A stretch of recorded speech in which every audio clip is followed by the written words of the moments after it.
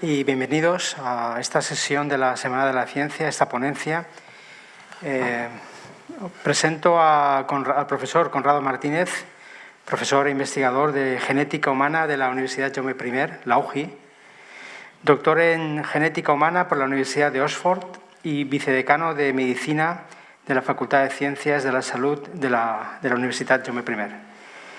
Empezó su carrera como médico genetista en el Laboratorio de Biopatología Molecular del Hospital Provincial de Castellón. También ejerció esta labor en el Instituto Valenciano de Genética y en Sistemas Genómicos, así como en el Hospital Quirón de Valencia. En el año 2011 entra en la Universidad Jaume I de Castellón como profesor investigador de Genética Humana, Antropología y Evolución y Genética Forense del Departamento de Medicina. Imparte también docencia en el Máster en Cerebro y Conducta de la UJI y en el Máster de Biotecnología Biomédica de la Universidad Politécnica de Valencia. Su principal línea de investigación es la genética del cáncer de piel y de la pigmentación humana. Es responsable del grupo de investigación Melanogen de la UJI y es miembro del Instituto de Investigación Interuniversitario López Piñero. Ha publicado 25 artículos científicos indexados en revistas internacionales de prestigio y 40 presentaciones en congresos. Es investigador principal de 4 proyectos de investigación y como investigador colaborador en otros 9 proyectos. Además, ha dirigido una tesis doctoral en el campo de la genética del melanoma. Es miembro de varias sociedades científicas, como la Asociación Española de Genética Humana, la Sociedad Española de Antropología Física, la Sociedad Europea de Genética Humana y la Sociedad Europea de Investigación en Células Pigmentarias. En su conferencia va a abordar la historia de la genética de las poblaciones europeas a la luz de los nuevos avances en genética, basándose sobre todo en los estudios sobre el cromosoma Y. Como él mismo expone en su discurso, los nuevos desarrollos conseguidos en esta materia supusieron una bofetada a lo que hasta este momento se conocía sobre la genética europea. No solo revolucionan los conocimientos científicos, sino también los históricos. Pues muchas gracias, Conrado, por aceptar nuestra invitación y, bueno, pues muchas gracias. Hola, muy buenas noches a todos, buenas tardes. Primero quiero dar el agradecimiento a la organización. Muchísimas gracias por haberme traído aquí a Alcoy. Es un placer, la verdad, y sobre todo quiero dar las gracias al doctor Vicente Díez, porque hace ya muchos meses que me escribió, luego me llamó, por favor, ven, etcétera, que son unas jornadas que están muy bien. Y yo, como me gusta la divulgación científica y creo que es un deber que los científicos expliquemos las cosas que hacemos o las que hacen otros, porque hoy voy a hablar bastante de cosas que han hecho otros. Pues le dije que sí, sin ningún lugar a dudas.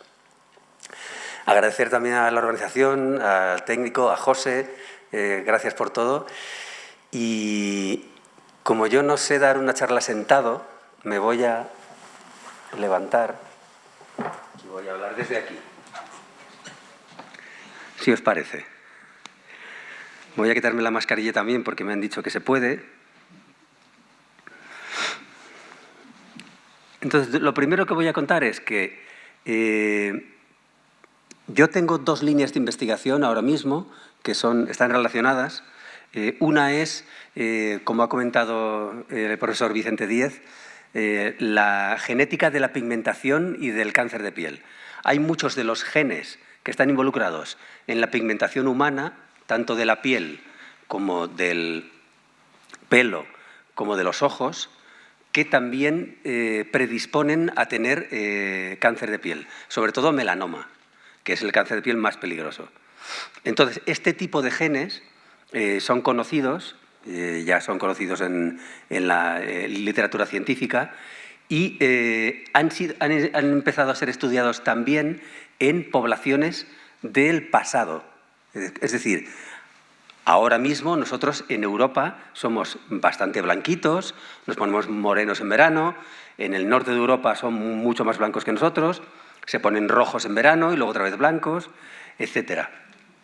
Entonces hemos visto gracias a una serie de estudios, una tecnología nueva que se llama ADN antiguo, es decir, han empezado a analizar el ADN de los esqueletos de la gente que vivió hace 40.000 años, hace 30.000, hace 20.000, hace 10.000. Entonces hemos empezado a saber cómo eran, si eran blancos, si eran morenos, si eran etcétera, qué color de ojos tenían, qué color de pelo tenían, y eso ha hecho que cambie mucho la concepción que tenemos de cómo eran los antiguos europeos. Y aparte de toda esta vertiente de pigmentación, yo también he trabajado en la genética de poblaciones humanas del cromosoma Y, que es un cromosoma que solo tenemos los hombres y que pasamos de padres a hijos varones. Entonces, es un marcador genético que es muy útil para trazar diferentes migraciones de diferentes poblaciones. Entonces, junto con eso, en ese campo sí que he trabajado y mis investigaciones fueron antes de que apareciera esta tecnología del ADN antiguo, ¿vale? Que ha fundado una nueva rama del conocimiento que han llamado paleogenética. Es decir, el estudio de la genética de los habitantes del pasado. ¿Qué es lo que sabemos hoy en día de la pigmentación? Sabemos perfectamente cuáles son los genes involucrados en el color de los ojos, ¿vale? Hay 5 o 6 genes involucrados en el color de los ojos, pero hay uno que es el más importante con muchísima diferencia, que se llama OCA2. ¿Vale? Y además también podemos, sobre todo en europeos, predecir el color de la piel y el color del pelo.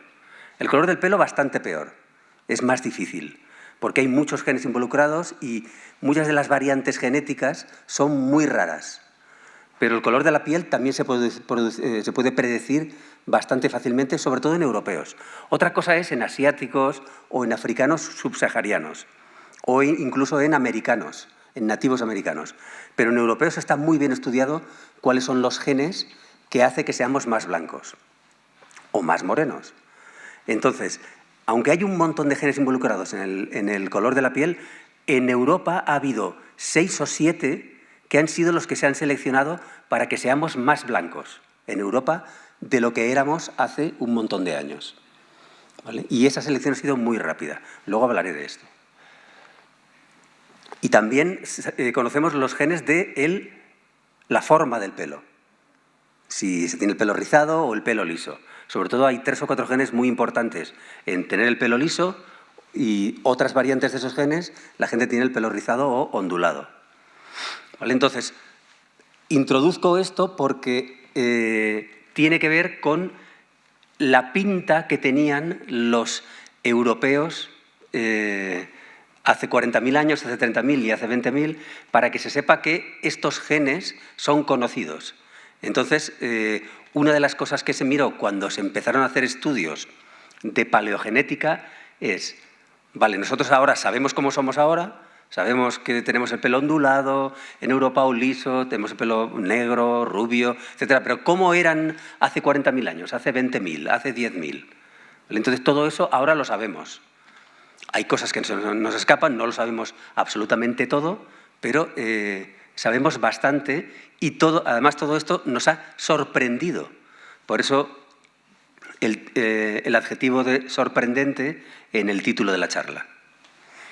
Entonces, lo primero que voy a hacer voy a hablar 5 o 10 minutos sobre la historia de Europa, muy rápidamente. Yo no soy historiador, seguro que a lo mejor alguien de aquí sabe más que yo sobre la historia de Europa, pero para que luego podamos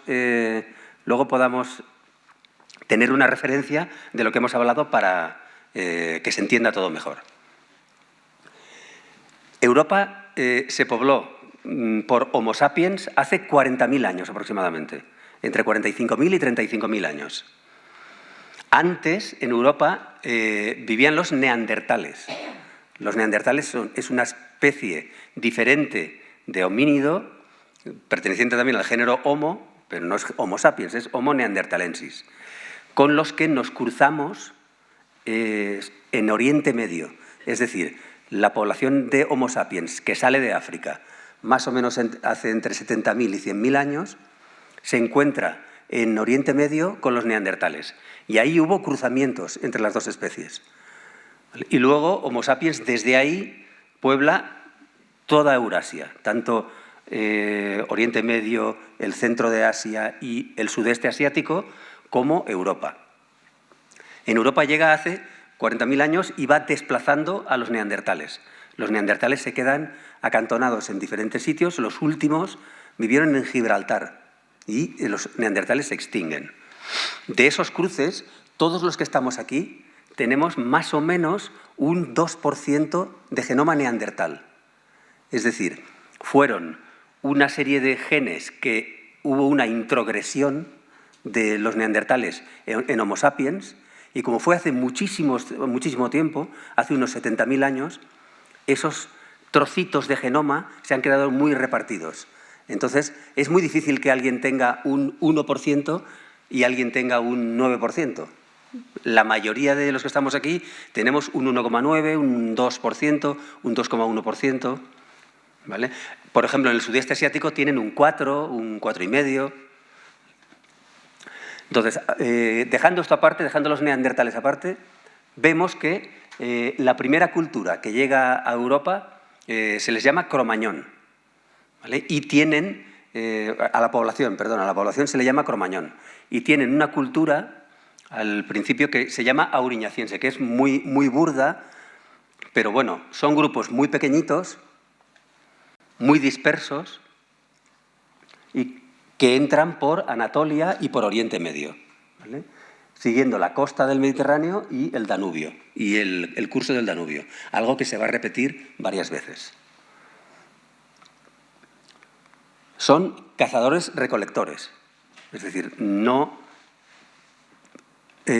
plantan nada y no tienen animales domesticados, aparte del perro.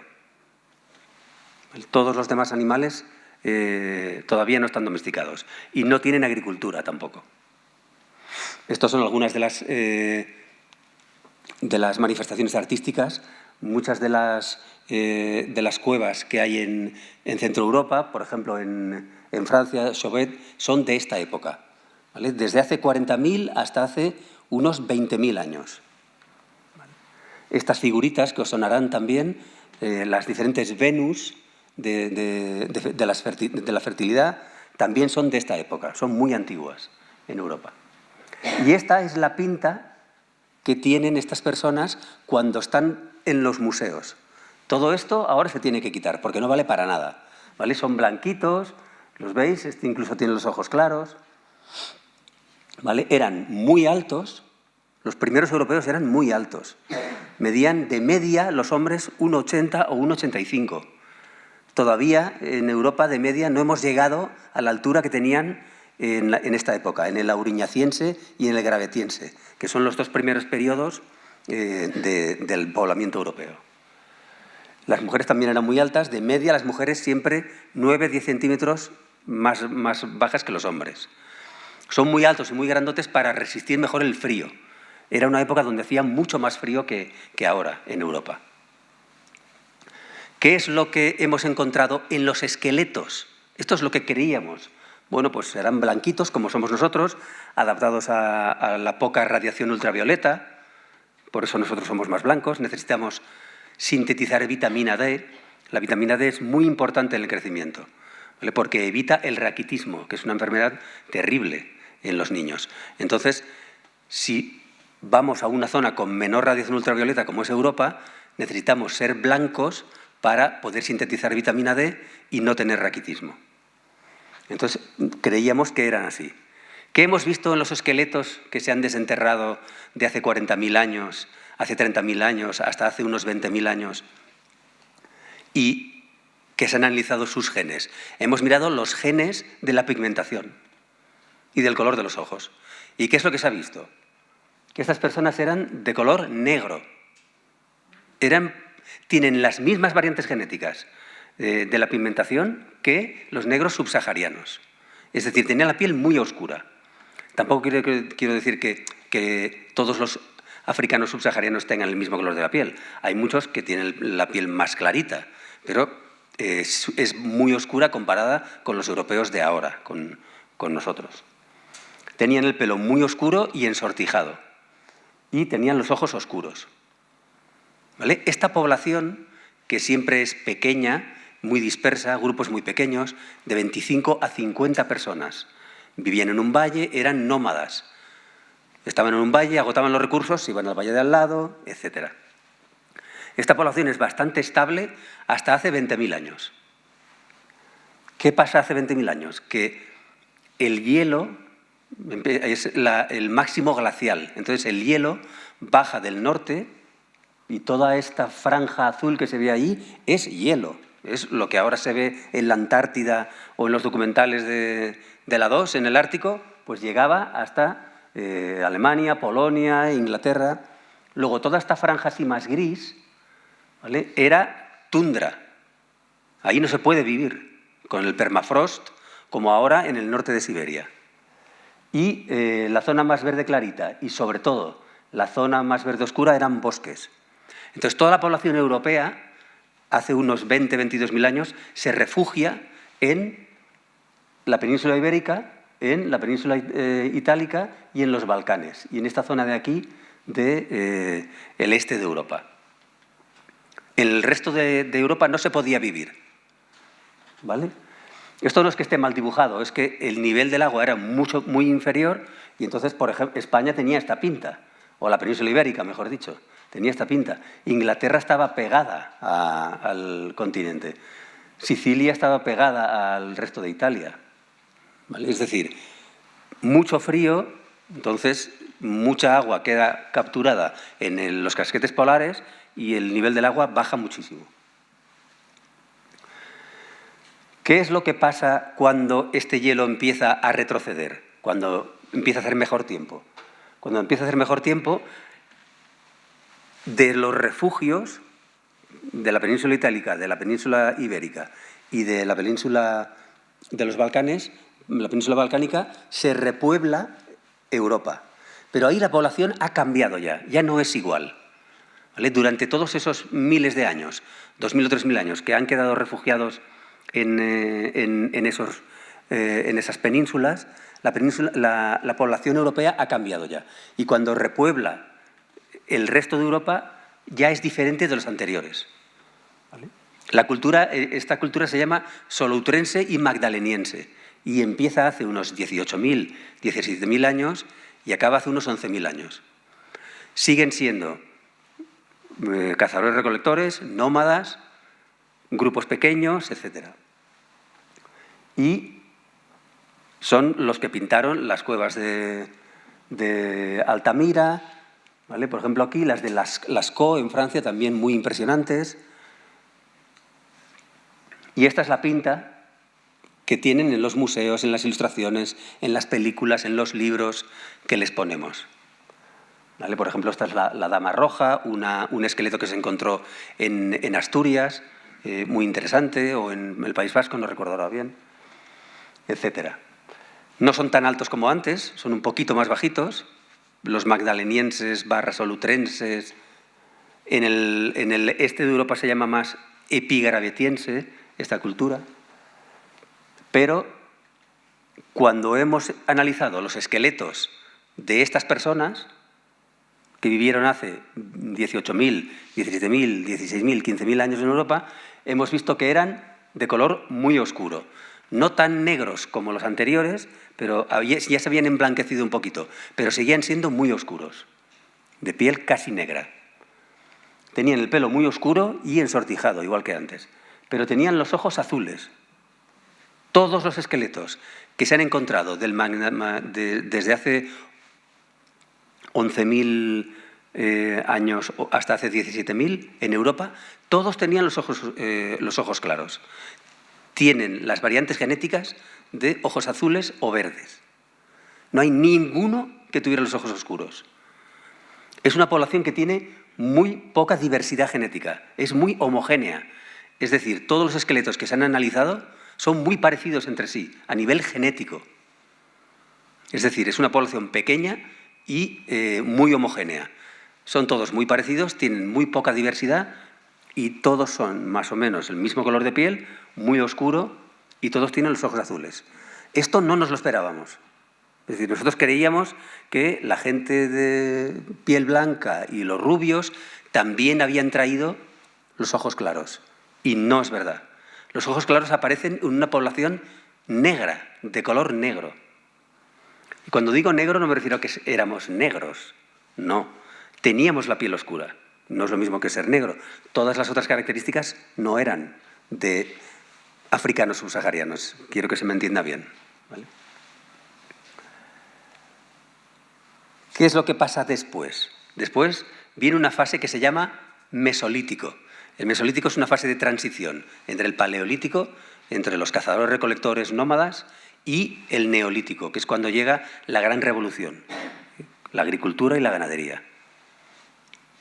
En el Mesolítico, que dura más o menos desde hace 11.000 años hasta hace 7.000 años, ya hay poblamientos muy pequeñitos, pero la gente no es tan nómada. Siguen siendo cazadores-recolectores, pero la gente no es tan nómada, ¿vale? Y aprovechan recursos marítimos, sobre todo, y tienen un campamento de invierno a lo mejor y un campamento de verano y se van moviendo de uno a otro.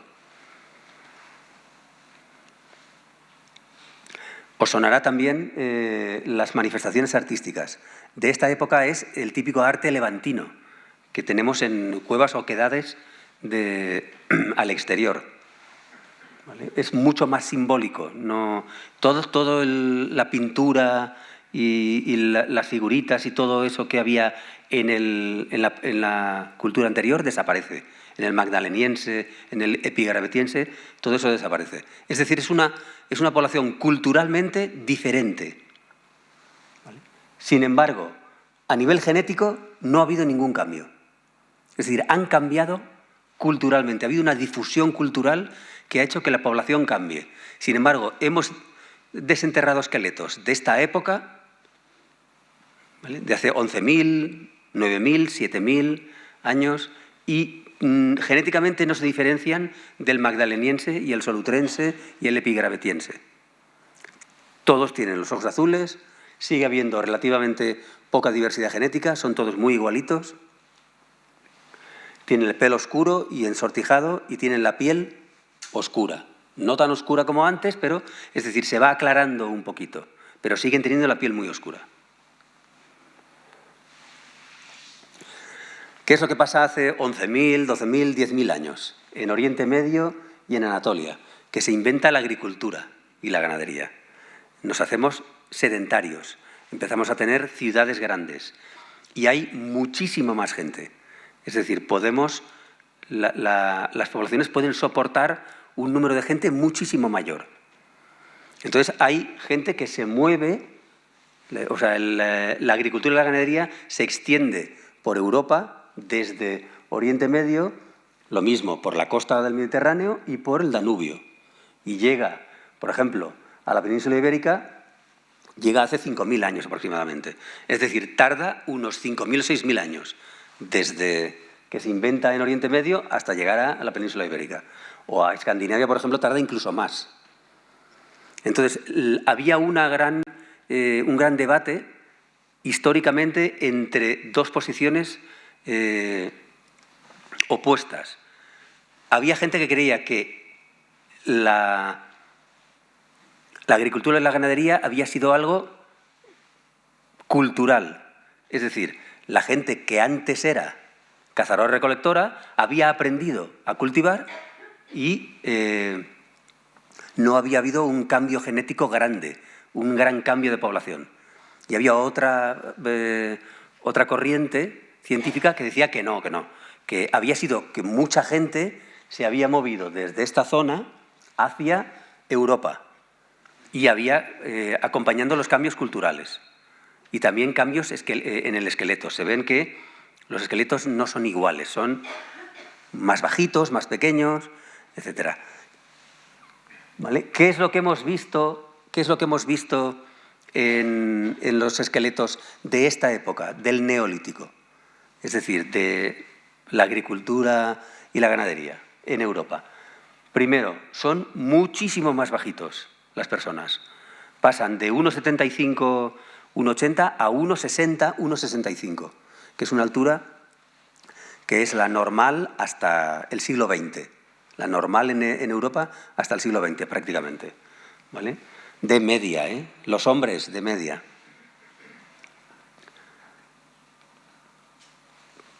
¿Qué hemos visto en los esqueletos? Los esqueletos hemos visto que son blancos. Son gente blanca, morena, ¿vale? Más o menos con el pelo oscuro y ondulado, y tienen los ojos oscuros. Y además, analizando diferentes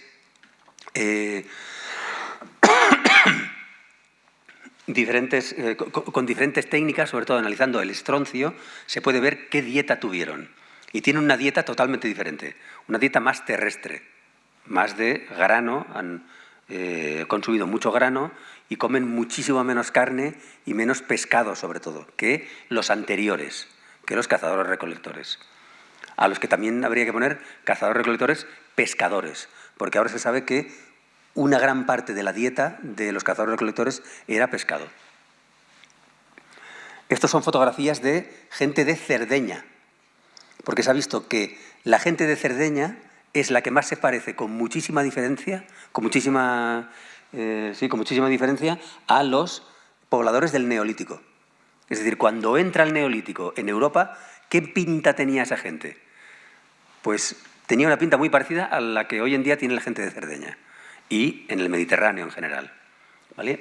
Mucho más bajitos, repito, blancos, son blancos, más morenos que nosotros, pero bastante blancos, ojos oscuros y pelo oscuro. Entonces surge la pregunta, ¿por qué dura desde hace 40.000 años hasta hace 6.000, por ejemplo, en la península ibérica, hemos seguido siendo tan oscuros? ¿No nos hemos adaptado a la reducida radiación ultravioleta que había en Europa? Ha sido una población originaria de Oriente Medio y de Anatolia la que ha traído los genes de la pigmentación blanca a Europa. Anteriormente éramos muchísimo más oscuros. En España, por ejemplo, o sea, en la península ibérica, perdón, somos muy oscuros hasta hace 6.000 años aproximadamente. Y el cambio es muy rápido. Lo que se ha visto es que esta población del Neolítico, de agricultores y ganaderos, arrasa con la anterior. Es decir, hay un cambio poblacional muy grande. Se mezclan con ellos un poco, pero en general los desplazan más al norte y más al oeste, sobre todo en el noroeste. Es decir, todos o muchos de los esqueletos que se han encontrado en yacimientos asociados al Neolítico son personas ¿vale? Con estas características físicas, con una dieta diferente, más bajitos y mucho más blancos. Los genes responsables del color de la piel ya son mucho más parecidos a los que tenemos nosotros ahora. ¿Vale? Entonces, una de las teorías que hay ahora, esto no se sabe, pero una de las teorías que hay es que tan importante es en el color de la piel la radiación ultravioleta como la dieta. Se cree que una dieta rica en vitamina D no hace necesario que seas tan blanco. Entonces, no necesitas sintetizar tanta vitamina D a través de la piel. Por ejemplo, los esquimales son menos blancos, son más oscuros que los nórdicos y viven más al norte. Tendrían que ser más oscuros, tendrían que ser más blancos, porque todavía tienen menos radiación ultravioleta. Sin embargo, tienen una dieta muy rica en grasas y en vitamina D, ¿vale? Basada en la foca, sobre todo. Entonces, tienen una dieta donde ingieren muchísima vitamina D. Por eso se cree que el cambio de dieta es lo que hace que nos hagamos blancos. No tanto el vivir en latitudes muy altas, con poca radiación ultravioleta, sino el cambio de dieta, de una dieta basada más en grasas, en proteína, con alta concentración de vitamina D, a una dieta más terrestre de cereales, basada en cereales, pobre en vitamina D. Seguramente será una combinación de las dos cosas. Pero sí que es verdad que los primeros blancos fueron los agricultores. Y esto es importante. ¿Qué es lo que pasa después del Neolítico? Pues llega lo que se llama la Edad del Cobre, ¿vale? Desde hace 7.800 hasta hace 4.000 años. Siempre todo esto es aproximadamente, ¿vale? ¿Por qué? Porque a lo mejor empieza en Oriente Medio y cuando llega a la península ibérica han pasado 3.000 años. ¿Vale? Es la época de Stonehenge y de muchos de los megalitos que se ven en toda Europa. Tener en cuenta que los megalitos no tenían ningún sentido si la población era nómada. ¿Para qué vas a estar años de esfuerzo construyendo unos megalitos impresionantes si te vas a ir a otro lado? Entonces los nómadas no construían megalitos. Todas estas estructuras megalíticas son típicas de los ganaderos y de los agricultores, que siempre están en el mismo sitio.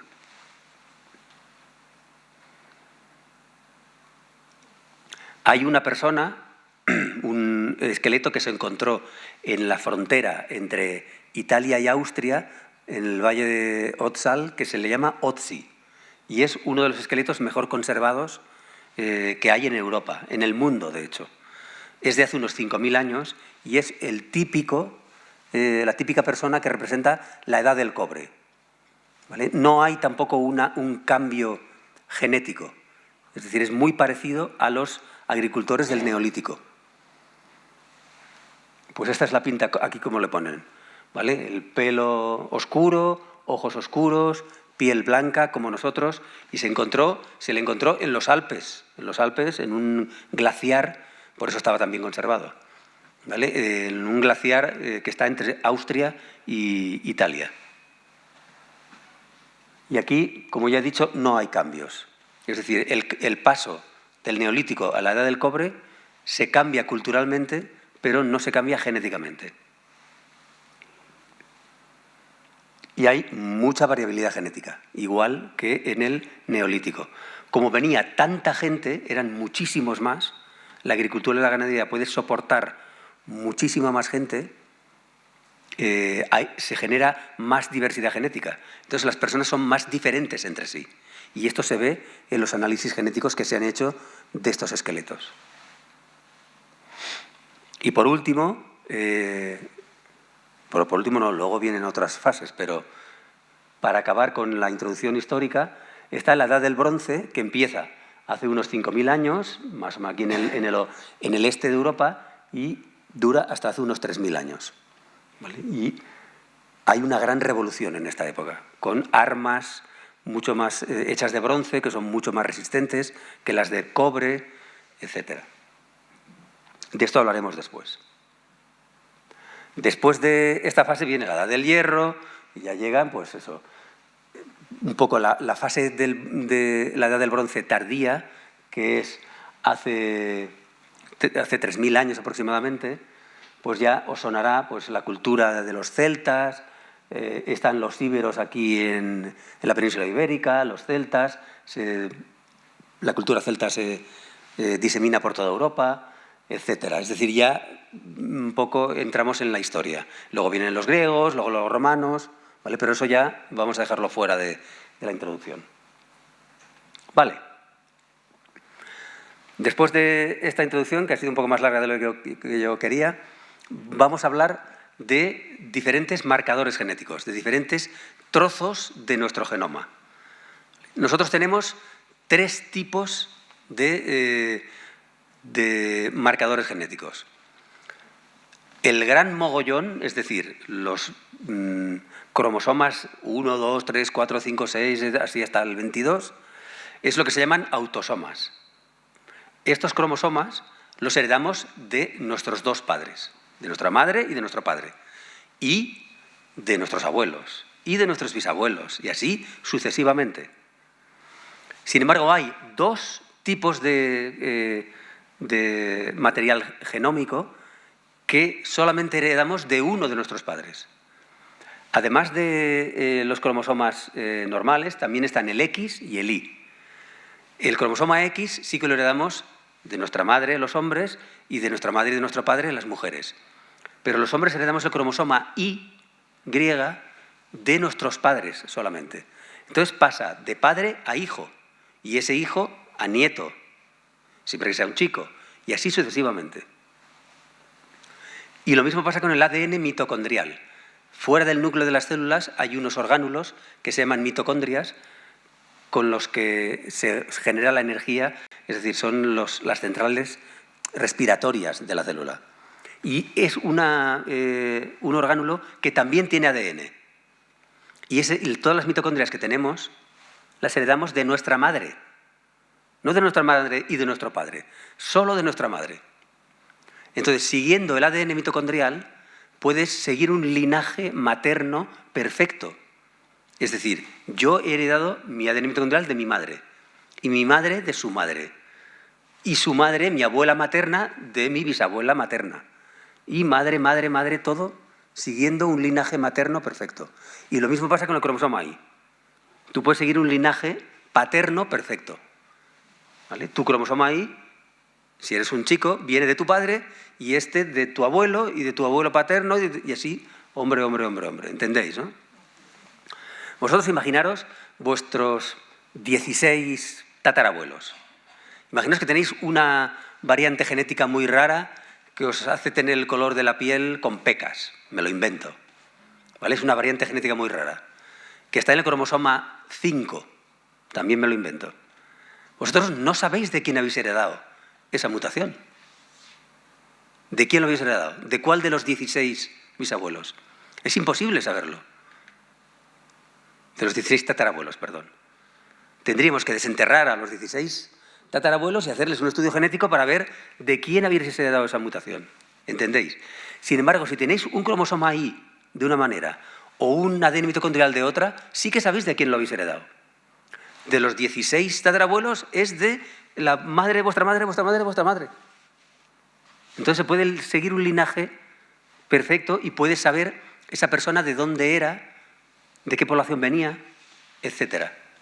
¿Vale? Porque hay variabilidad, tanto en el cromosoma Y como en el ADN mitocondrial. Bueno, creo que esto se ha entendido. Entonces, yo estaba trabajando en el ADN del cromosoma Y.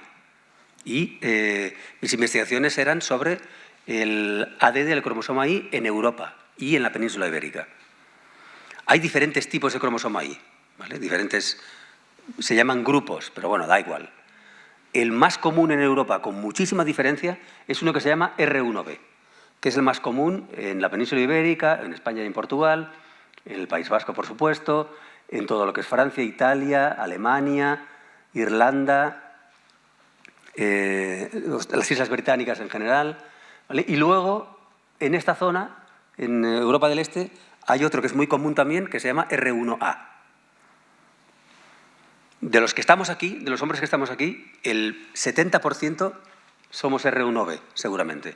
Y luego hay otra serie de tipos de cromosoma Y que vienen de otros sitios, ¿vale? Por ejemplo, habrá a lo mejor un 10% o un 15% de los que estamos aquí que tendremos el haplogrupo J, que es muy típico de Oriente Medio y del sur y el norte y del Mediterráneo.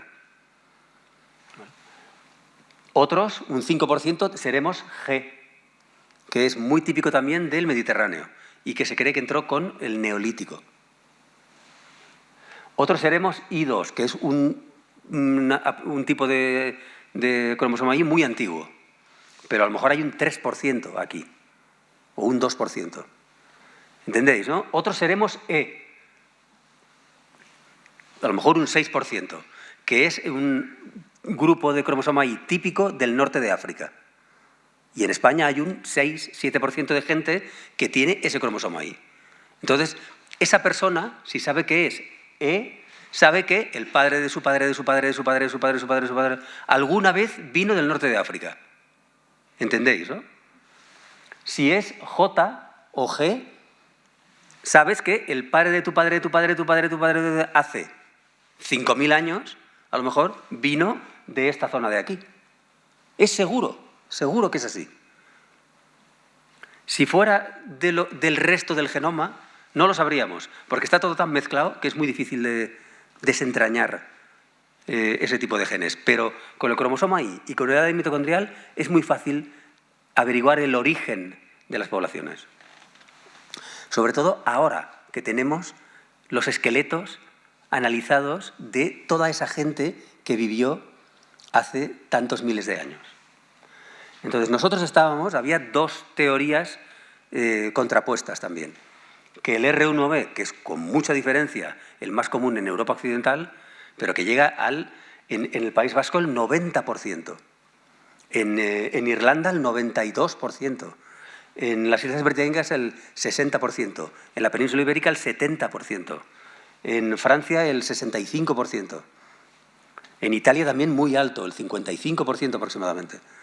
Entonces, se pensaba, ¿de qué población habrá venido este tipo de cromosoma Y? ¿Será de los cazadores-recolectores? ¿De la población original europea? ¿O será de los que llegaron con la agricultura, del Neolítico, que un poco reemplazaron a los anteriores? Y había gente que pensaba que de unos y de otros, pero era imposible saberlo. Era muy difícil, se hacían diferentes inferencias datando diferentes variantes genéticas, pero era muy difícil. Y en eso estábamos. ¿Vale? Aquí veis un mapa también de la frecuencia del R1b. Veis que en toda esta zona es lo más común, con mucha diferencia. En Irlanda, ¿vale? Entonces, en ese momento llega esta tecnología revolucionaria que es el ADN antiguo. Se empieza a poder sacar ADN de esqueletos que tienen 40.000 años, 30.000 años, 20.000 años, que antes era imposible. Esto ocurre más o menos en el 2014, 2015, 16, 17, en esa época. Es decir, todos estos datos tienen 6 o 7 años. Y esto da la vuelta al mundo. Sale en las mejores revistas científicas, en Science, en Nature, un montón de artículos prestigiosísimos, y la gente que empieza a hacer este tipo de estudios se hacen científicos famosísimos. Sobre todo dos grupos que trabajan, uno en Boston y otro en Copenhague. Y luego también hay un grupo que trabaja en Barcelona a cargo del doctor Carles Lalueza, un grupo español que también participa en este tipo de estudios tan revolucionarios.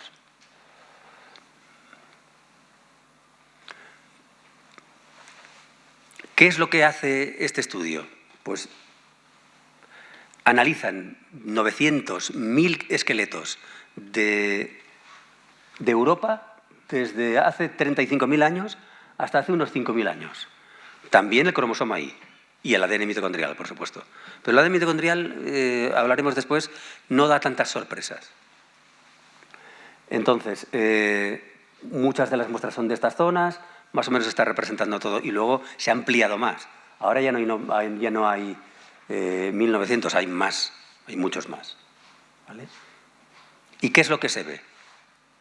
Se ve que la gente de esta época, ¿vale?, tenía una serie de genes que nosotros ahora también tenemos.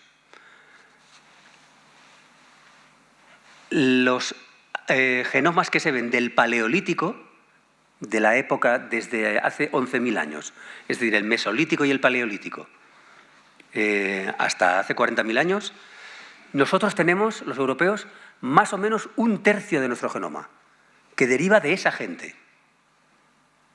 Y cuanto más al norte, más. ¿Vale? Por ejemplo, en el sur de Italia, en Grecia, es donde menos contribución paleolítica ha quedado de toda Europa. En España también, pues a lo mejor un 20%, un 20 y pico, y a medida que te vas yendo hacia el norte, se ha visto que se parecen más los lituanos, estonios, los letones, los suecos, los finlandeses, todo el Báltico tiene más contribución genética del Paleolítico. Por eso son más altos, por ejemplo, porque os acordáis que la gente del Paleolítico era muy alta y eso está en los genes.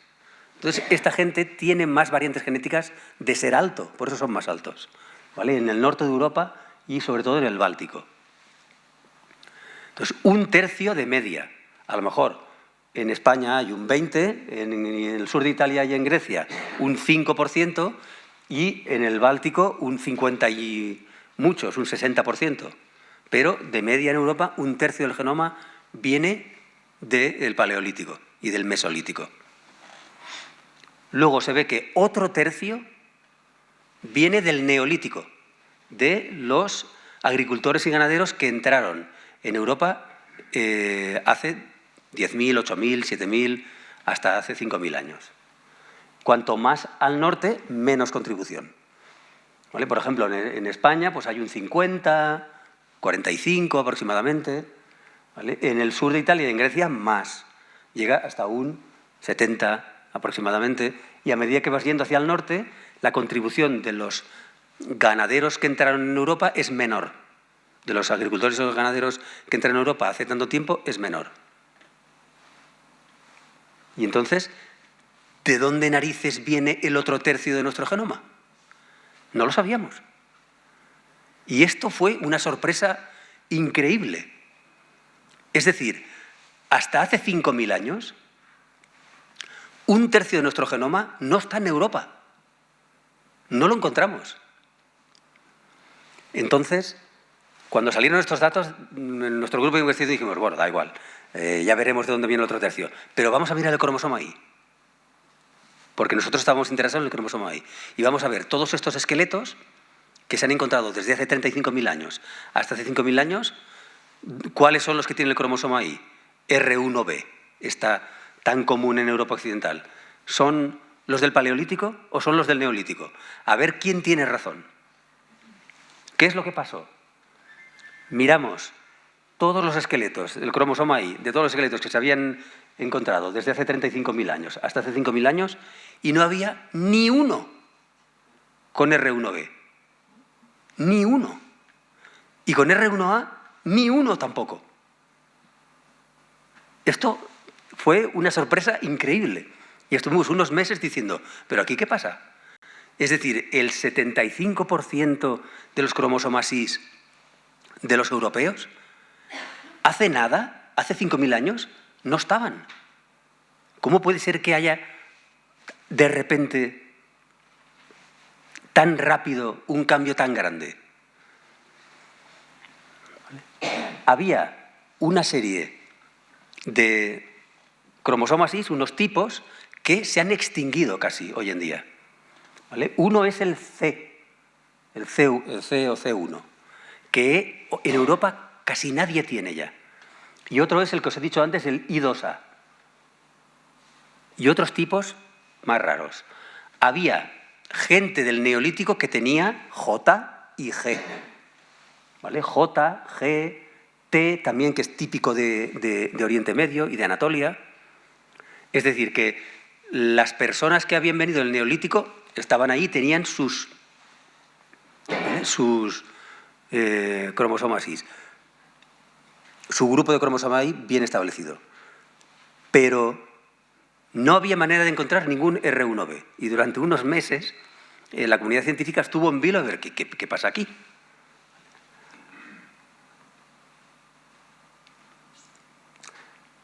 Este tipo C, que está prácticamente extinguido en Europa, era el más común en el Paleolítico. Es decir, las personas que vivieron en Europa, los hombres que vivieron en Europa, desde hace 40.000 años hasta hace unos 7.000 años, muchos de ellos tenían el grupo C. Y sabemos que un tercio de su genoma continúa en nosotros, en los que estamos aquí, más o menos, de media, ¿vale? A lo mejor de los que estamos aquí de media un 20%. Sin embargo, de su cromosoma Y prácticamente ha desaparecido. ¿Cómo puede ser? Eso no lo entendíamos. ¿Dónde está el R1b? ¿Dónde está el R1a, que son los más comunes en Europa con muchísima diferencia?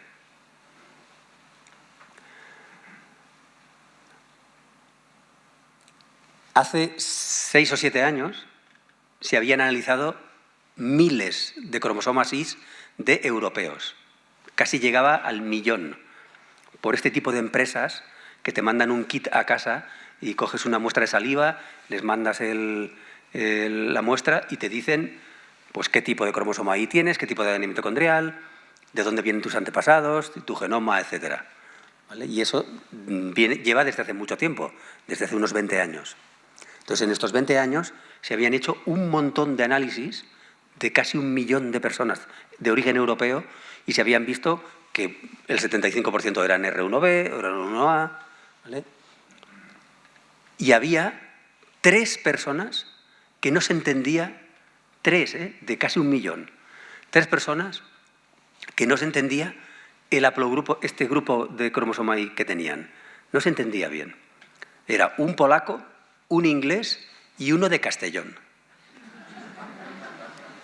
Esta persona de Castellón estaba muy interesado y a principios de los años 2000 envió la muestra de saliva con un montón de amigos que tenía, le regaló estas muestras a un montón de amigos, a su mujer, y lo envió a Estados Unidos y le llegaron los resultados a todos menos a él. Y entonces a él no le decían nada. Sus amigos, pues mira, yo soy R1b, otro yo soy G, yo vengo de no sé cuántos, yo no. El padre, mi padre viene de Anatolia, de Oriente Medio. Y a él no le daban los resultados. Entonces le mandaron una carta y le dijeron que había habido un error y que necesitaban otra muestra. Porque seguramente algo había salido mal. Coge otra muestra y lo mismo. No le llegaban los resultados, no entendían los resultados. Luego dijo, ¿tiene usted algún hermano o su padre que tiene que tener el mismo cromosoma Y que usted? Y a ver si hay algo raro, alguna mutación rara que ha tenido usted. Pues sí, tengo un hermano. Contactó con su hermano y mandaron la muestra de su hermano. Lo mismo. No había manera de entender qué narices pasaba ahí. Y le dijeron, ¿tiene usted antecedentes familiares asiáticos, africanos? Y él, no, si yo soy de la Sierra de Espadán, de todavía, de un pueblo pequeño, de la Sierra de Espadán de Castellón, y no entendían nada. Este hombre tenía el haplogrupo C.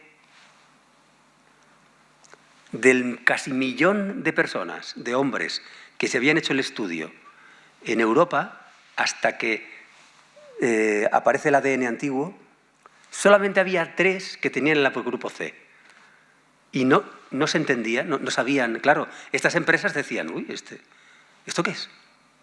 Hasta que la comunidad científica publica los resultados del ADN antiguo y ya está claro. Entonces este hombre vino a mi puerta, porque yo había publicado cosas del cromosoma Y, y como era de Castellón, llamó toc toc a mi puerta y me dijo, ¿me puede explicar estos resultados? Ya vino cuando el ADN antiguo se había publicado. Y yo le dije, porque él decía, es que mi familia debe venir de China o de Sudáfrica o de tal, y le dije que no, que de hecho era de las pocas personas que su padre, el padre de su padre, hace 7.000, 11.000 años era de aquí. Todos los demás cromosomas Y han venido de otro lado. ¿Vale? Ahora ya se han descubierto más o menos entre 25 y 30 personas en Europa que tienen el haplogrupo C. Y 4 o 5 son españoles. Pero esto todavía no nos decía de dónde viene la mayoría de la gente que tiene el haplogrupo R1b, y el R1a. ¿De dónde vienen? Al final se descubrió que en esta zona de la estepa ruso-ucraniana, hace unos 5.000 años, había una población esteparia de la estepa que son todos R1a y R1b. Todos, una población muy grande. Es una población que aparece en la Edad del Bronce y que junta 2 inventos buenísimos que revolucionaron la historia del mundo, que son el carro y la domesticación de los caballos. Los caballos se domestican unos pocos de miles de años antes al norte del Mar Caspio y al este y al norte del Mar Caspio. Se cree que una un grupo de una población que se llama Botai. Y esta población esteparia, que tiene lazos con los Botai y también con Europa, aprovecha que se ha inventado el carro en las montañas del Zagros, del norte de Irán, aquí, y junta las dos cosas. Es una población que hay una explosión demográfica en esta población y se generan unas élites dominantes que invaden muchísimos territorios. De ahí viene el cromosoma Y más común en Europa occidental. Y esto pasó solamente hace 5.000 años. ¿Vale? En el 3000 a.C., antes de nuestra era, aproximadamente. Este es el hábitat donde viven estas personas, ¿vale? Tienen carros, caballos, hacen una serie de túmulos, enterramientos que se llaman kurgans, que son muy comunes en esa zona y que luego se extienden a Europa occidental. 1/3 del genoma de los europeos viene de esta gente. Cuando esta gente entra en Europa hay 7 millones de habitantes, se cree aproximadamente, entre 6 y 8 millones de habitantes. Tener en cuenta que cuando entran los agricultores, hace 10.000 años, en Europa hay 700.000 habitantes, se cree, en toda Europa. En todo el Paleolítico y el Mesolítico hay 700.000 y llegan millones de Oriente Medio y de Anatolia. Entonces, es más probable que desplacen a la población anterior. Pero cuando llegan los Yamna, que es como se llaman, o Yamnaya, en Europa ya hay 7 millones de habitantes. ¿Cómo puede ser que tuvieran un impacto genético tan grande? No lo entendemos bien todavía. Hoy en día 7 millones de habitantes hay en la Comunidad de Madrid, en un triangulito de nada. Pero 7 millones eran muchos ya, cuando en la Edad del Bronce pasan estas cosas. Realmente hay unas élites masculinas que arrasan con Europa. Primero, en el norte y este de Europa, con una cultura que se llama de cerámica cordada, el corded ware, que es una de las culturas que tienen el haplogrupo R1A, que es típico también de ellos, y luego llegan a el oeste de Europa. Llegan mucho más tarde, tardan 600 años en llegar a la península ibérica. ¿Vale? Pero no se entiende bien cómo, pero arrasan con un montón de gente.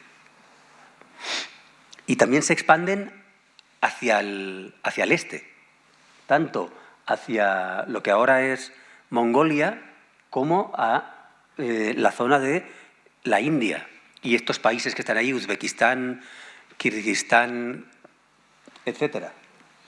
Todo eso es invadido por una serie de guerreros y con movimiento de población. Es decir, no solamente son invasiones de guerreros para el pillaje, no, y mucha gente también. Es decir, es una población que de repente, en la Edad del Bronce, con armas nuevas de bronce, que no solo tenían ellos, los demás también, pero con el carro y el caballo se hacen indestructibles y invaden gran parte de Europa, esta zona del resto tirando más hacia China y hacia Mongolia, y todos los países, Turkmenistán, Kirguistán, Uzbekistán, etcétera, hasta Pakistán y el norte de la India. Por ejemplo, una de las cosas que se cree, ya está prácticamente seguro, bueno, y esta era la pinta que tenían.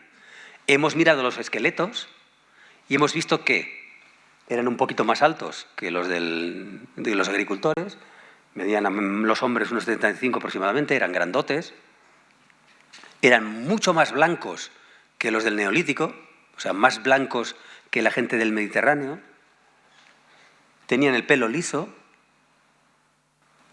tenían el pelo oscuro, castaño, y había también rubios, es decir, había mucha variabilidad en el color del pelo. De hecho, las variantes genéticas que hace que haya gente que es rubia entran con esta población.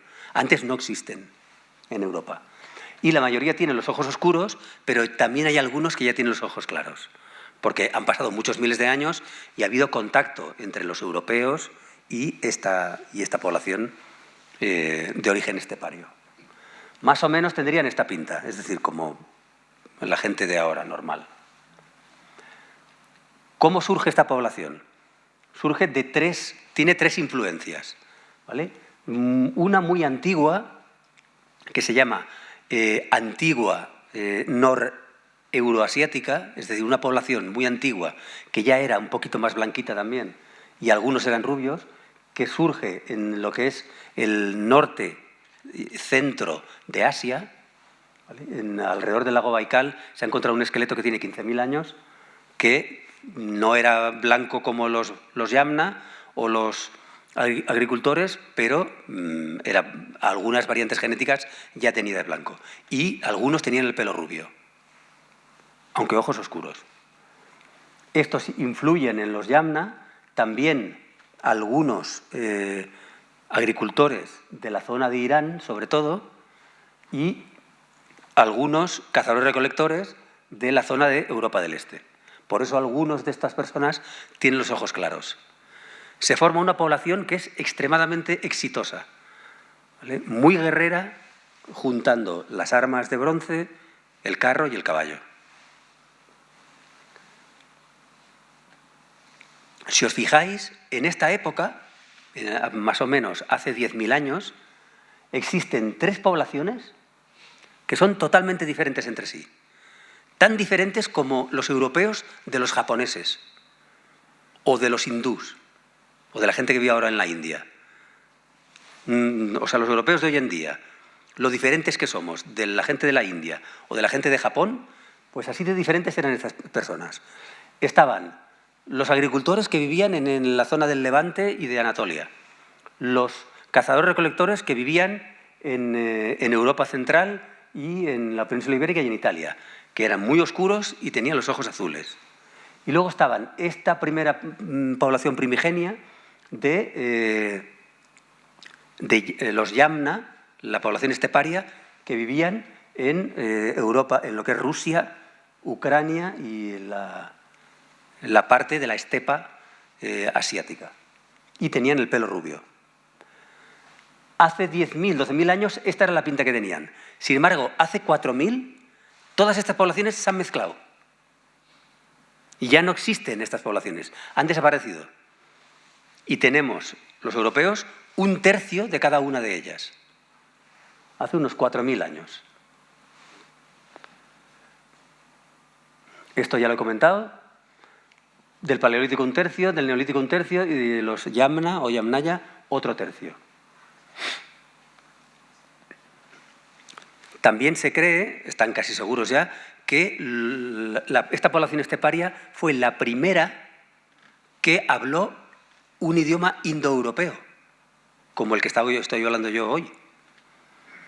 Y como el único que hay en toda Europa, excepto el húngaro, el estonio y el finlandés, que son posteriores, que vienen de los Urales, y son posteriores, entraron con invasiones posteriores, y el euskera. Todos los demás idiomas que se hablan, y muchos extintos ya, como el celta o otros, son indoeuropeos. Y esta población ya hablaba un proto-indoeuropeo.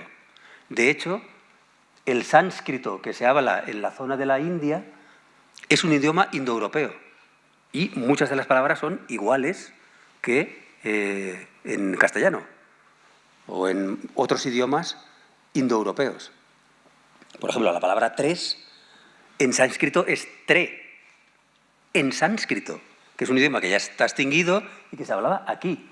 ¿Por qué? Porque fueron esta población que vivía en las estepas ruso-ucranianas la que llevó la lengua nuestra a Europa y el sánscrito a la India. ¿Vale? Es decir, es una revolución muy grande. ¿Cómo puede ser que influyera tanto en la población? A nivel genético. Cuando la población era muy grande ya. 7 millones de personas en Europa, se calcula, tener un impacto de un tercio del genoma es muchísimo. Pues estas tres son las teorías. La primera es el dominio cultural, es decir, se hacen los amos y seguramente tienen más hijos con más gente que los nativos, que los anteriores, que eran la mezcla de paleolíticos y agricultores, de cazadores, recolectores y agricultores. Luego hay una élite masculina de prestigio que tiene acceso preferente a las mujeres. No se entiende bien cómo pasó, pero se ve hoy en día en las frecuencias del cromosoma Y que veremos después. Y luego, otra de las causas que se cree que son las infecciones nuevas que traen de Asia, porque esta población tiene mucho contacto con Asia, hasta con Mongolia, a Europa. Son infecciones nuevas, como por ejemplo la peste. Algunos de los esqueletos de los yamna se han visto que tienen el bacilo, la bacteria Yersinia pestis, que causa la peste. Y antes, todos los esqueletos que se han encontrado en Europa anteriores a la cultura esteparia, la peste no existe. No se dice que la peste fue la que hizo que esta población diezmara a la que ya había en Europa, pero a lo mejor la peste u otras infecciones también influyeron en el resultado final. Si os fijáis, se parece muchísimo a lo que pasó en América con la conquista por parte de los europeos. Es decir, llevan una población sobre todo masculina, que es una élite superior armamentísticamente, etc. Y llevan virus y bacterias que diezman a la población. ¿Qué es lo que vemos en América hoy en día? Que muchas poblaciones se parecen mucho a lo que nos pasó a los europeos hace 5.000 años con la cultura esteparia. ¿Y qué es? Es lo siguiente. Por ejemplo, en Inglaterra el reemplazo es enorme.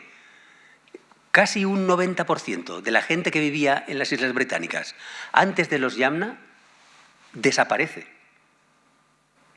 En la península ibérica el reemplazo es del 40% aproximadamente. Sin embargo, en el cromosoma Y, reemplazo genético me refiero, sin embargo, en el cromosoma Y el reemplazo es enorme, ¿vale? Del 70 y muchos %. Por ejemplo, si nos concentramos en España vemos que ahora nosotros tenemos un 20% más o menos de media de genoma de los cazadores-recolectores, un 45% del neolítico, de los agricultores que entraron en Europa hace 10.000 años, 7.000, 8.000, etc. Y un 35% de los pueblos esteparios, de los Yamna. Esto es el genoma normal, el genoma nuclear, como si dijéramos. El cromosoma 1, el 2, el 3, el 4... ¿vale? Si solo miramos al cromosoma Y, la diferencia es abismal. En paréntesis, el número anterior del genoma normal. Si solo miramos al cromosoma Y, que es un marcador paterno, masculino, vemos que de los cazadores-recolectores, un 3%. Los I, esos I2, ¿os acordáis? El I2, esos quedan. Y 5 o 6 que son C, que milagrosamente su linaje nos ha perdido, como esta persona de Castellón. Un 22% viene del Neolítico, del Mediterráneo.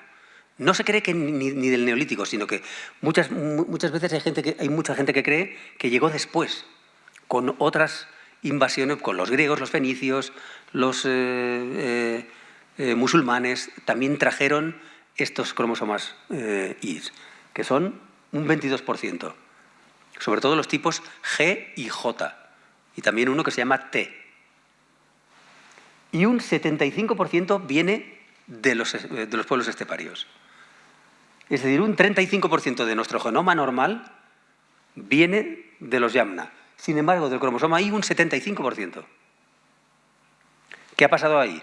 Que la parte masculina ha sido muchísimo más importante que la femenina en la contribución genética. Y esto se ve idéntico, calcado en América. Hay zonas de pueblos de Colombia, de Venezuela, etcétera, que se mira el genoma de esas personas y a lo mejor hay un 50% que es genoma europeo y un 50% que es nativo americano.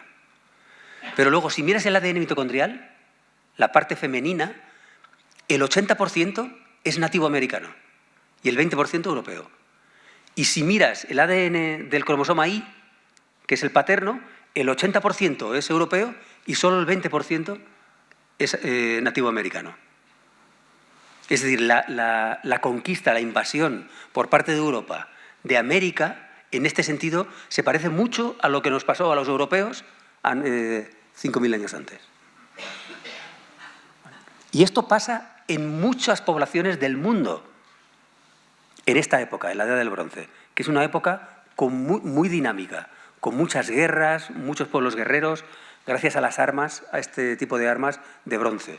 Se ve que los linajes femeninos que hay hoy en día en el mundo son muy antiguos, los del ADN mitocondrial. Son antiquísimos y se han perdido muy poquitos.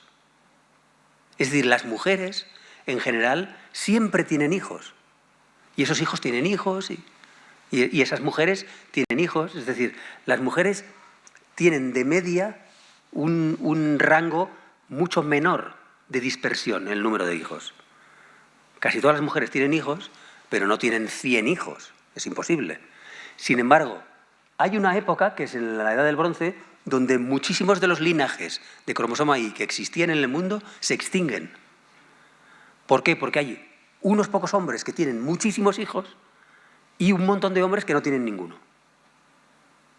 ¿Entendéis? Hay más diversidad en el ADN mitocondrial, el linaje femenino, que en el linaje masculino. Y un ejemplo es este grupo C de cromosomas Y, que prácticamente ha desaparecido, que quedan 20 en Europa. 20. Habrá más, ¿no? Pero se han visto que hay 20. Vale, voy a acabar esta parte diciendo que esta es la pinta que tienen los europeos del Paleolítico y del Mesolítico en todos los museos, en los cómics, en las películas, etc. Y esto tiene que cambiar. En el Museo de Historia Natural de Londres han hecho una reconstrucción del hombre de Cheddar. El hombre de Cheddar es uno de los esqueletos mejor conservados de la época del Mesolítico. Genéticamente muy parecido a uno que se encontró en León, en la Braña Arintero, que es del Mesolítico ibérico. Son muy parecidos todos estos esqueletos. ¿Qué pinta? Han reconstruido su cabeza con una serie de... Hoy en día hay una serie de empresas y de científicos que reconstruyen las caras de la gente que ha muerto. Entonces tú coges un cráneo y reconstruyes cómo eran los músculos, cómo era la nariz, más o menos, los pómulos que tiene, y más o menos te da una idea de cómo era esa persona. Se han hecho muchos estudios con fotografías reales y efectivamente se ve que más o menos... Entonces, desde el Museo de Historia Natural se gastaron mucho dinero en generar una cara para este hombre, con los genes de la pigmentación que se han visto en el análisis genético. Este es el cráneo del hombre de Cheddar, este es el de la Braña, que os he comentado en León, y otros que hay en Luxemburgo, en Rumanía, son todos muy parecidos. ¿Cuál es la pinta que tenían la gente del magdaleniense y del epigravetiense y del mesolítico en Europa? Pues es la siguiente. Esta. Son gente muy morena, no son tan negros como muchos negros. Esta fotografía es oscura, ¿eh? Yo lo he visto en la realidad, que está en el museo en Londres, y no es tan oscuro. Tiene los ojos claros, el pelo muy oscuro, ondulado, así ensortijado.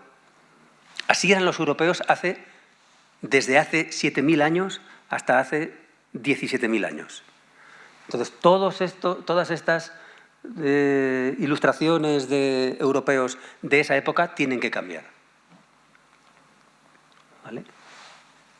Y por último, voy a hablar un poco de nuestros antepasados, porque toda esta gente fueron antepasados nuestros. Pero hay mucha gente que me pregunta, pero entonces, yo, ¿cuánto tengo de Neandertal? ¿Cuánto tengo de Yamna? ¿Cuánto tengo de...? ¿Eso lo puedo saber? ¿Cuánto tengo de neolítico, de agricultor, o cuánto tengo de paleolítico? La respuesta es que nuestros antepasados fueron todos esos. ¿Vale? Si lo pensáis, nosotros tenemos 2 padres, 4 abuelos, 8 bisabuelos, 16 tatarabuelos, 32, 64. Siempre tenemos más antepasados, nunca tenemos menos. Y los números son increíbles. Más o menos, se cree que hay unos 28 años por generación. 28 años por generación, de media. ¿Vale? Alguien que nació en el año 2000, por ejemplo, 20 generaciones antes, ¿vale?, que era 1400, tiene 1 millón de antepasados. ¿Lo veis? Si haces 2 elevado a 1 es 2. 4, 8, 16, 32, 64, 128... Hace 10 generaciones, 1000 antepasados. O sea, nuestro tatarabuelo teníamos unos 1000. Normalmente nosotros no sabemos quién fueron ni nuestros tatarabuelos, que ya eran 16. Nuestros bisabuelos algo hemos oído de nuestros padres, nuestros abuelos, pero realmente no sabemos quiénes eran. Suponemos que eran, pues de por aquí, del Alcoyá, ¿no? Serían. Pero es que si vamos a 1400, al año 1400, en el año 1400 teníamos 4 millones de antepasados. Eso es imposible. Es que en España había 5 millones de personas, o 6, no había más. ¿Qué es lo que pasa aquí? O sea, ¿cuál es la trampa? ¿Qué está pasando? Porque si nos vamos al Imperio Romano, en el año 29, 70 generaciones, hay 1000 trillones de antepasados. Eso es imposible. Nunca han vivido 1000 trillones de personas. Han vivido 110.000 o 120.000 millones de personas, se cree. Ahora viven 8.000 millones. Si juntamos a toda la gente que ha vivido en la historia de la humanidad, más o menos eso suma 100.000 millones, 110.000 millones. Entonces es imposible tener 1.000 millones de antepasados en la Edad Media. En 1171, si contamos los números, ¿vale?, son 1.000 millones de antepasados. Es imposible. Yo soy uno de esos frikis que le gusta mucho la genealogía y que ha ido a los diferentes registros y parroquias para ir buscando sus antepasados. Tenía mucha curiosidad. Es muy curioso porque la familia de mi padre es de Castellón, la de mi madre no, la de mi madre es de León, es de Castellón ciudad, y entonces cuando fui a buscar a mis bisabuelos, ¿vale?, que eran 4, los de Castellón, tenía que buscar a 4 personas y fui al registro y me dijeron, mira, todos estos libros desde aquí, toda estantería, hasta allá, ahí están, busca a los 4. Y luego tenía que buscar a 8, porque claro, encontré a los 4 y te dicen quién son los padres. Luego buscaba a 8. Y había la estantería era la mitad de grande. Ya era 1870. Luego tenía que buscar a 16 y la estantería era más pequeña. Luego tenía que buscar a 32 y la estantería era más pequeña. Y así sucesivamente.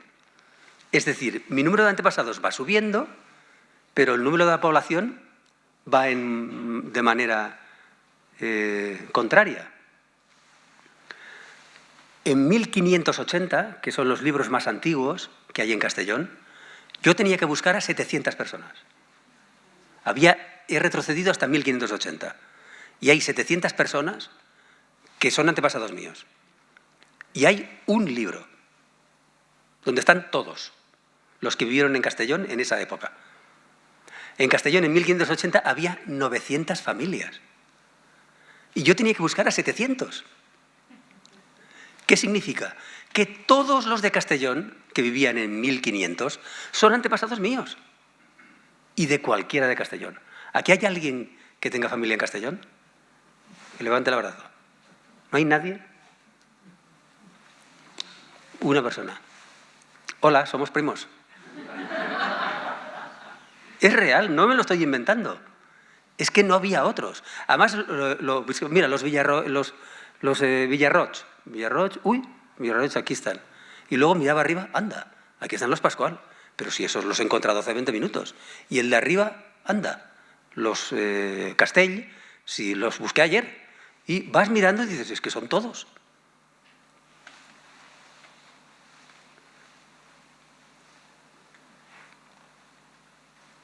Hace unos 15 años hubo un estudio publicado en la revista más prestigiosa del mundo, científica más prestigiosa del mundo, que hizo un análisis poblacional de quién son nuestros antepasados en diferentes épocas.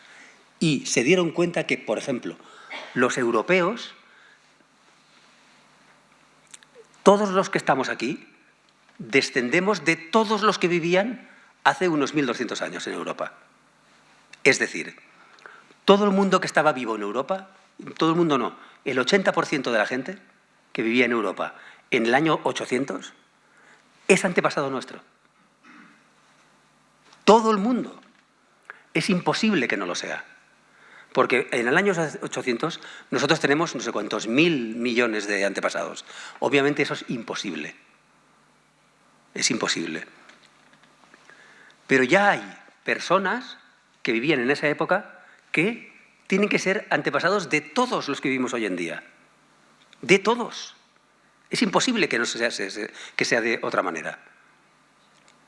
Y cuanto más atrás, más seguro es que son antepasados nuestros. Y cuanto más reciente, menos seguro. Vale. Por ejemplo, si volvemos al año 1400. En teoría tenemos que tener unos 4.200.000 antepasados. Borramos eso. Pongamos 1 millón. Pongamos que los que estamos aquí tenemos 1 millón de antepasados en 1400. Hace 600 años solamente, si no es nada. Son 22 generaciones. Nuestro genoma, nosotros tenemos 47 trocitos, ¿vale? Cromosoma 1 de nuestro padre, 1 de nuestra madre. Tenemos 46 cromosomas más el ADN mitocondrial. Son 47 trocitos. Cada generación, el genoma se parte en 70 trozos, de media. Puede ser 75, 65, 80, pero de media en 70 trozos. Entonces, mis padres tenían 118 trocitos. ¿Vale? Yo he heredado 118 trocitos de mis padres. Los 47 que tengo yo hoy juntos y los 70 en que se ha roto el genoma de mi madre y el genoma de mi padre. Si voy a la tercera generación, mis abuelos, yo he podido heredar 260 trocitos. Los 70 ¿vale? de los dos. Es decir, en cada generación hay que añadir 70. Porque en cada generación tú heredas un genoma que se ha roto previamente en 70 trozos. Por ejemplo, hace 15 generaciones, yo he heredado de la gente que vivía hace 15 generaciones, de mis antepasados de hace 15 generaciones, 1.112 trocitos, de media. Sin embargo, tenía 32.000 antepasados.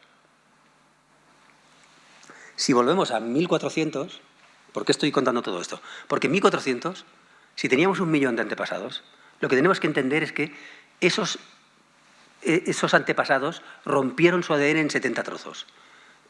Y sus hijos lo rompieron en 70 trozos. Y en 70 trozos, y 70. Nos han llegado miles de trocitos de esos antepasados. Pero ese millón de personas era el mismo para todos los que estamos aquí.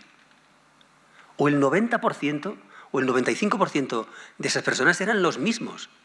Simplemente nosotros a lo mejor hemos heredado un diferente set de trocitos. ¿Entendéis, no? El set de trocitos que he heredado yo es diferente del que habéis heredado vosotros. O no, a lo mejor hay algunos trocitos son los mismos.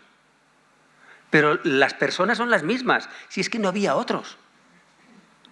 No había otros. Los estudios que se han hecho con personas que de verdad se ha visto su árbol genealógico de verdad, es increíble. Por ejemplo, los ingleses, que estaban obsesionados con esto, cuando se casaron el príncipe Carlos y Lady Di, hicieron el árbol genealógico de los dos. Como han sido duques, condes, no sé qué, sus antepasados, se puede ver su árbol genealógico hasta 1200 o 1100. Los dos descienden de Guillermo el Conquistador. Los dos. Carlos desciende 1000 veces de Guillermo el Conquistador, que vivió en el siglo XI. Y Lady Di descendía 1200 veces del mismo. 1200 veces. ¿Qué es lo que pasa? Que en el siglo X no tenemos 1000 millones de antepasados, por supuesto que no, porque hay mucha consanguinidad. Al final, muchos de nuestros antepasados son los mismos. ¿Entendéis? Porque eso es la gente que hay. Y los estudios que se han hecho, este en concreto, estos dos, prueban que, aunque cambies los parámetros de los modelos demográficos, los europeos que vivían hace 1200 años en Europa son los antepasados de todos los que estamos aquí. Quitando un 20% de gente que no tuvo hijos, o sus hijos no tuvieron nietos, o sus nietos no tuvieron bisnietos, es decir, que su linaje se extingue. Pero nosotros somos descendientes de Carlomagno, de Pelayo, del Cid, de todos los que os podáis imaginar que vivieron antes del año 800. Seguro, seguro. Y del mundo, hace unos 5000 años se cree. Es decir, todos descendemos de todo el mundo que vivía hace 5000 años en el mundo. Y, lo que da más miedo, dentro de 4000 o 5000 años, todas las personas que vivan en la Tierra serán descendientes nuestros. No hay otra posibilidad. Nuestro árbol genealógico se abre tanto que al final engloba a toda la población que vivía en la antigüedad. Luego me podéis hacer preguntas sobre esto. Un ejemplo muy bonito que se publicó hace unos años, y con esto acabo.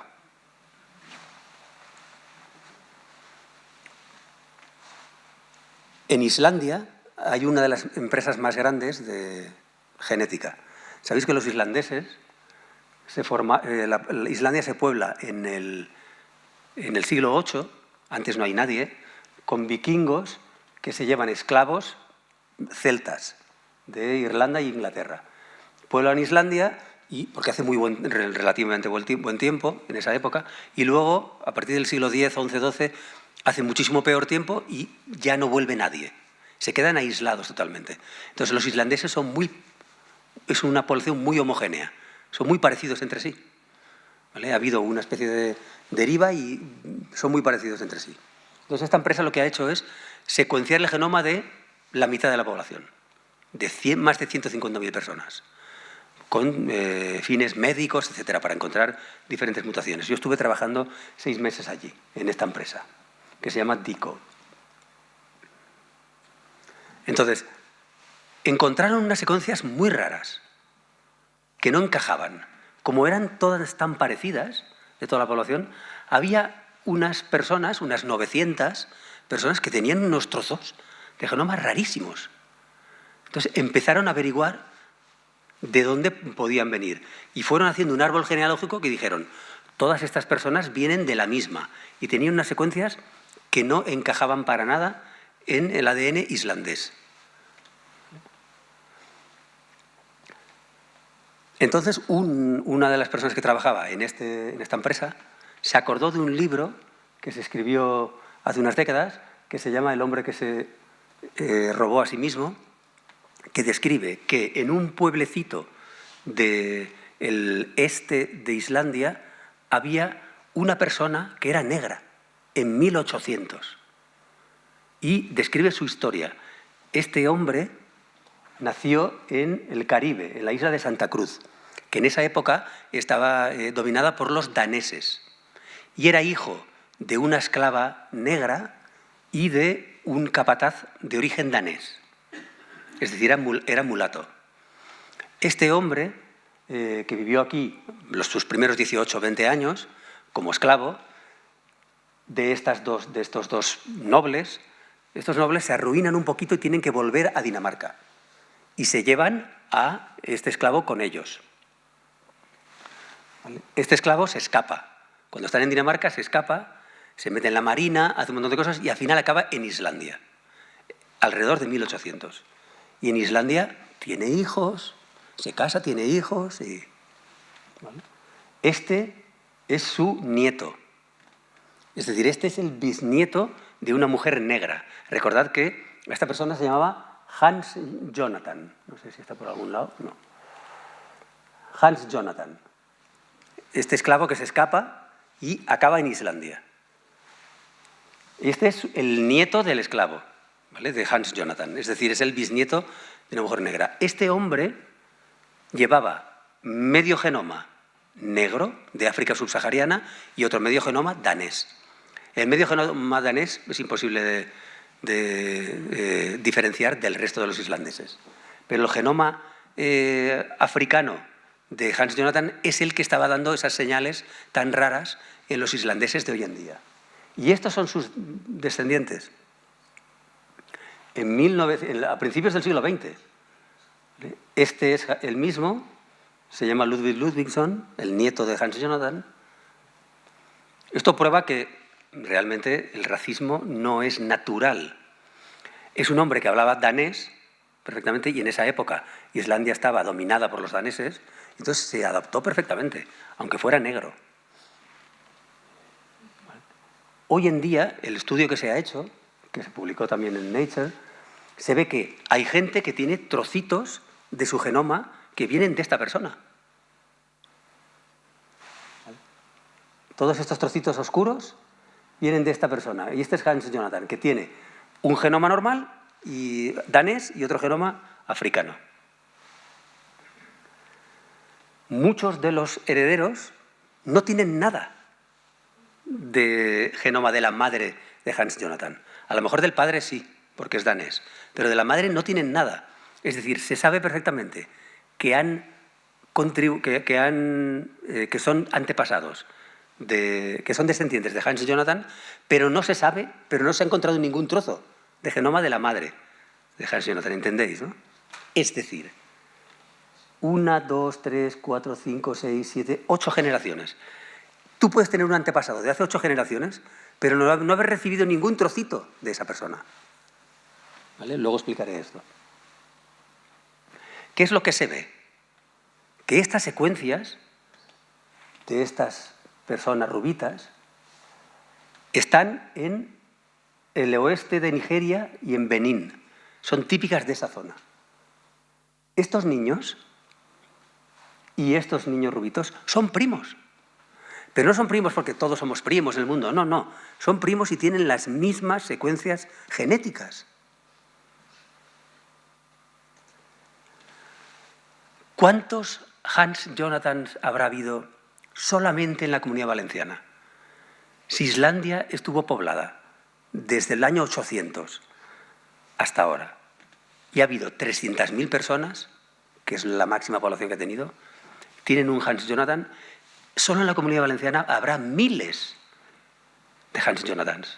Miles de gente que ha venido del norte de África, de Oriente, de América, del sur de África. Y su genoma está entrelazado con el nuestro. Lo que pasa es que nosotros estamos tan mezclados, porque han pasado por aquí los griegos, los fenicios, los musulmanes, los no sé qué, todo el mundo, que es muy difícil de que estas secuencias den una señal. Pero en Islandia se ha visto perfectamente, porque se puede separar muy bien. Y lo último que quería explicar es la diferencia entre árbol genealógico y árbol genético, que es lo que he explicado antes. Muchos de tus antepasados no han contribuido a tu genoma. Es imposible. Ya hay, si este eres tú, y esto es tu padre y tu madre, y aquí tus 4 abuelos, tus bisabuelos, esto es tu árbol genealógico, todas estas personas son tus antepasados, claro. Pero tú no puedes tener trocitos de genoma de todos. Solo tienes trocitos de algunos, y hay otros que están en blanco. Por ejemplo, de esta persona ya tú no has heredado nada. Pues de todos los siguientes tampoco. ¿Entendéis? El número de antepasados que tenemos, aunque sea toda la población hace 1000 años, no es el número de gente que ha contribuido a nuestro genoma. Eso es mucho más reducido. Por eso hay diferencias entre los españoles y los suecos. Si todos somos primos de todos, ¿cómo puede ser que los suecos se diferencian de los españoles? Aunque las diferencias sean pocas, pero hay diferencias. ¿Por qué? Porque nosotros hemos recibido mucha más carga genética de la gente que vivía en la península ibérica hace 1000 años, hace 1500, hace 2000, y descendemos del Cid miles de veces. Igual que Lady Di desciende de Guillermo el Conquistador 1200 veces. Luego se ha visto que 70% de Inglaterra desciende de Guillermo el Conquistador.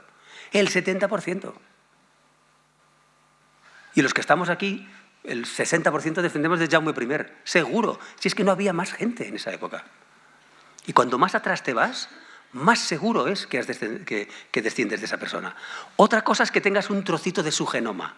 Eso es muy raro. Pero que descendemos, seguro. ¿Vale? La lección un poco para que os llevéis a casa es que estamos muy mezclados. ¿Vale? No hay poblaciones o razas puras. Eso es una entelequia. Es una gilipollez supina. La típica raza aria, las típicas características de la raza aria que los nazis, que Hitler creía que eran los ojos claros, el color del pelo rubio y la piel blanca, surgieron en diferentes poblaciones separadas por miles de kilómetros y por miles de años. Las primeras personas con los ojos azules surgieron en el sur de Europa, en esos refugios. El esqueleto más antiguo se ha encontrado en Villabruna, un pueblecito muy cerca de Trento, en Italia, aquí en el norte de Italia. Y muchos de los esqueletos que se han encontrado en España tenían los ojos azules y eran muy oscuros. El color de piel blanco surge en Oriente Medio, en Anatolia y Oriente Medio con los agricultores. Y el pelo rubio surge a orillas del lago Baikal, con esta población de antiguos noreurasiáticos, hace 15.000 años. O sea, son 3 características totalmente diferentes que se generan en sitios totalmente diferentes y que luego se juntan en una población por azar, por invasiones, por movimientos poblacionales. ¿Qué raza aria ni qué gilipolleces? Realmente es absurdo. Es absurdo. ¿Y cómo cambiaremos desde ahora dentro de 5.000 años? ¿Cómo seremos? Es más difícil cambiar el acervo genético de 750 millones de personas que hay ahora en Europa, o 800 millones, que de 7 millones que eran en el Neolítico. Pero nunca se sabe. Me parece que me ha pasado mucho del tiempo, pero bueno, todavía acepto preguntas. Yo no tengo prisa.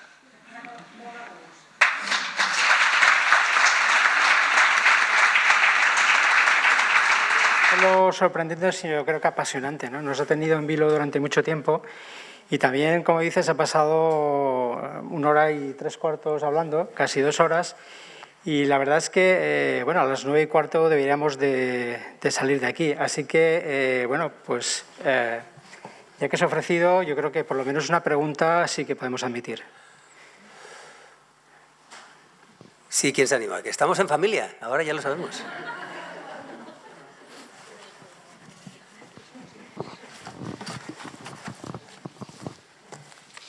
Hola, buenas noches. Muy buenas. Súper interesante todo esto. La rabia que da es que no se hubiera sabido todo esto en la época de Hitler para desmentirlo, ¿verdad?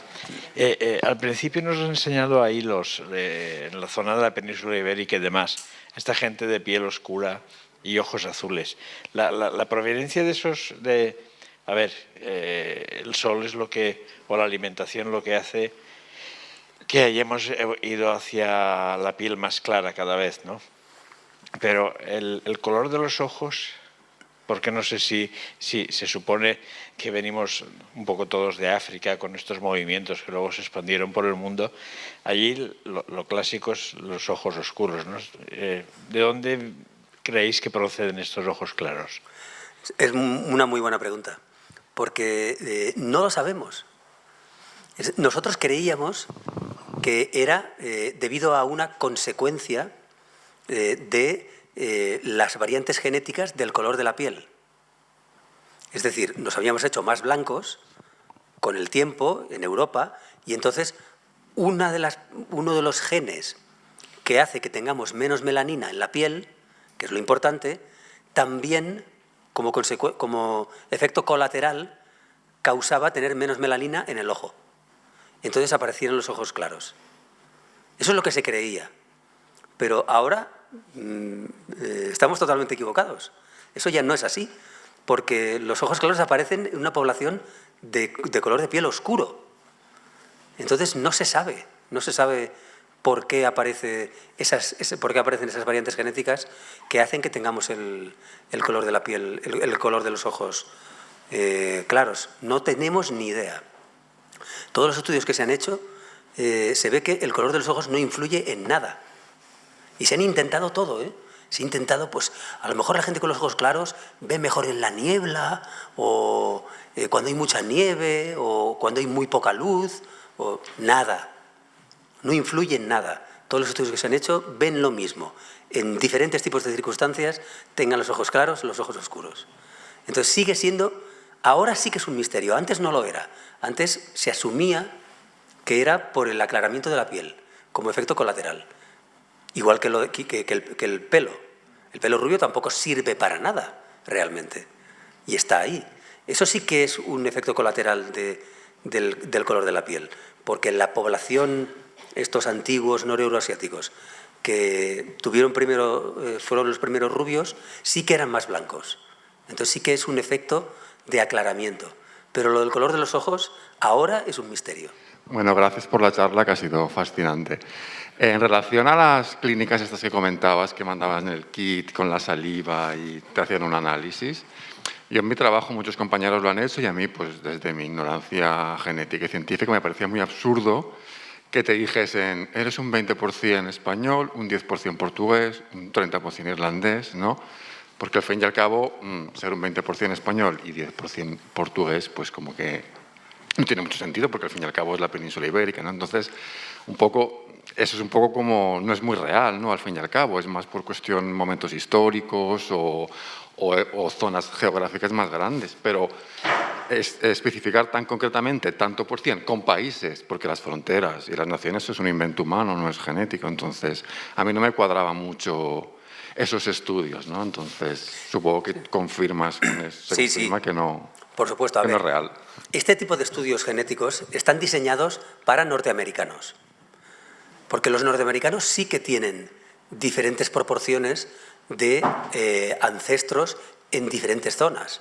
Entonces, te pueden decir, pues tienes un 10% nativo americano, o un 5% africano, o un 40% del norte de Europa, o de las Islas Británicas. Eso sí que se puede decir, y son bastante fiables. Pero para la península ibérica deberían de tener una serie de bases de datos gigantes de diferentes zonas de la península ibérica y de Italia y de Francia y del norte de África.